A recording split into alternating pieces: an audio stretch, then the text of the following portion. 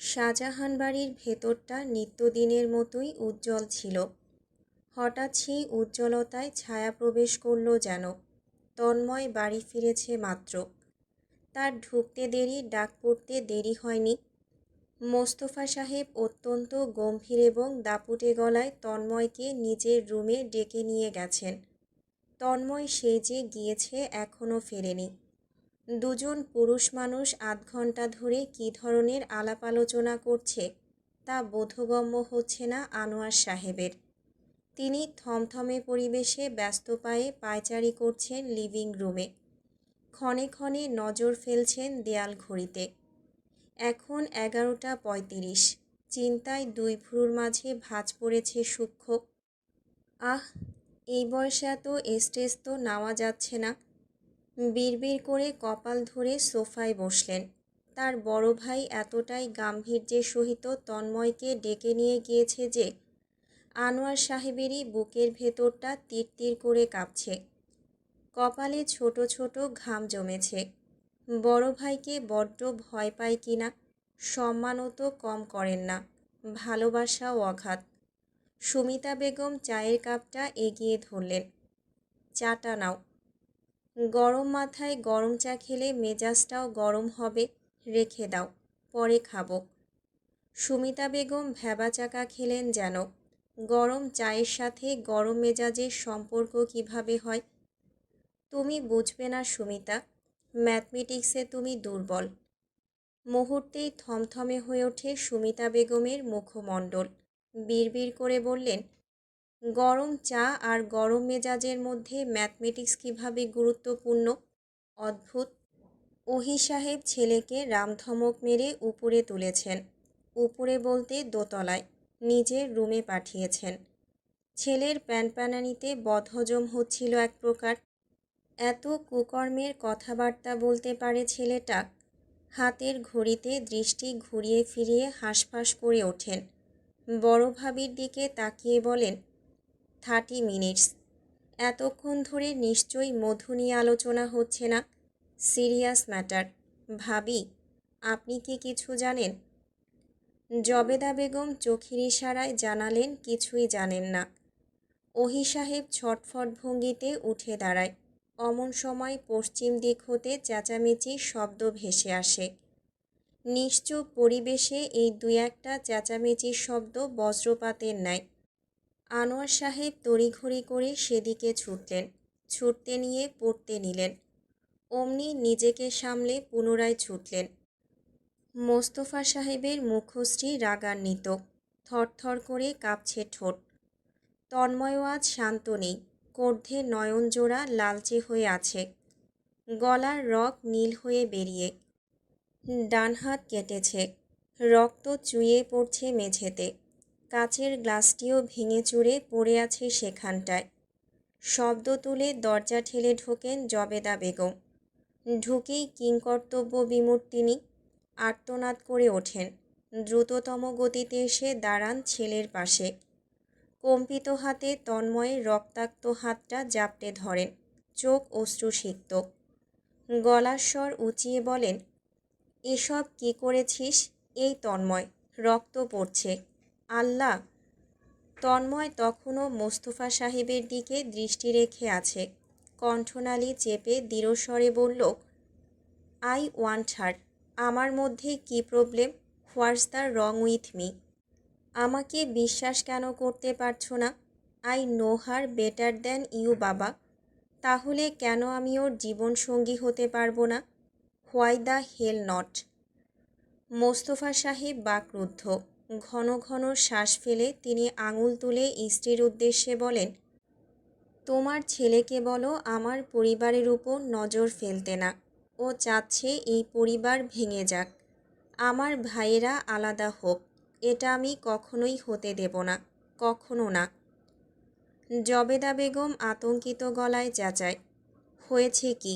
কী নিয়ে কথা বলছেন?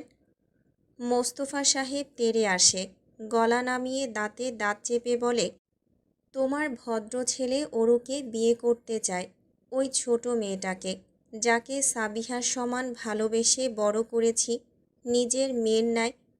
ছোট থেকে ভাই বোনের সম্পর্ক ওদের। আর আর কমপক্ষেও অরুর 10 বছরের বড়।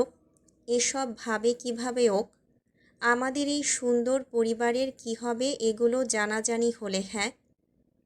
স্তব্ধ ভঙ্গিতে দাঁড়িয়ে থাকেন জবেদা বেগম। বেশ কিছুক্ষণ চুপসে রইলেন। মোস্তফা সাহেব সন্তুষ্ট অনুভব করেন।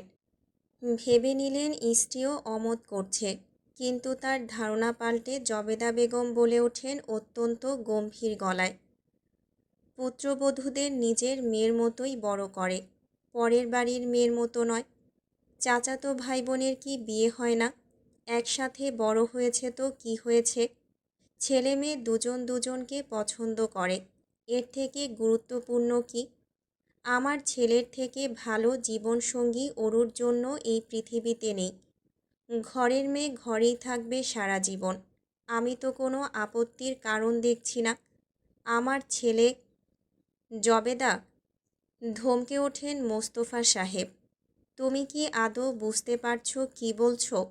আমার পরিবার, আমার এত বছরের স্বপ্নের পরিবার ভেঙে যাবে এই তুচ্ছ-তাচ্ছিল্য কারণে।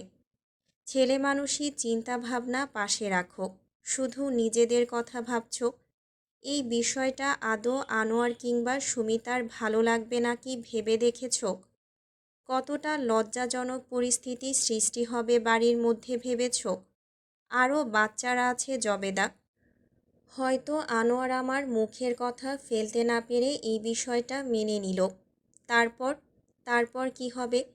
যদি ভবিষ্যতে ওদের মধ্যে সমস্যা হয়, এই বয়সের ব্যবধানের কারণে যদি ওদের সম্পর্কের ভাঙন ধরে, তখন শুধু ওদের নয় আমাদের পরিবারের মধ্যেও ধরবে।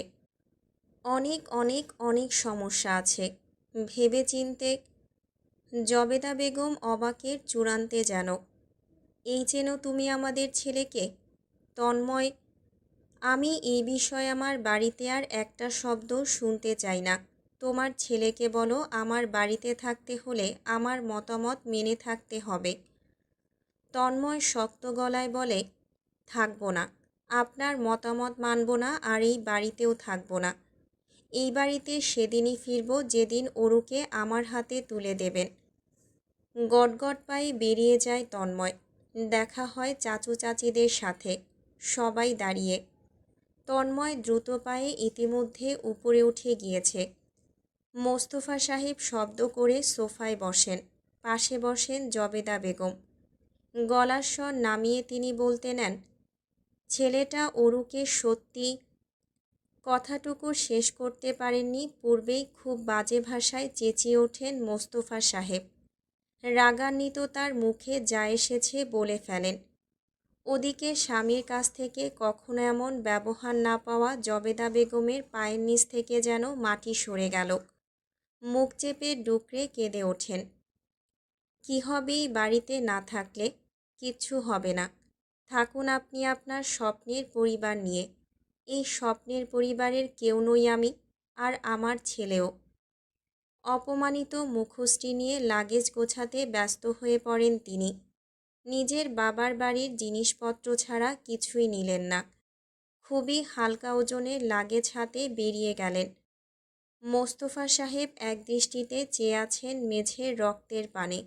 স্পষ্ট শুনছেন ভাই ভাই বউদের আর্তনাদ। তন্ময় জবেদা বেগমকে থামানোর আপ্রাণ চেষ্টা তাদের।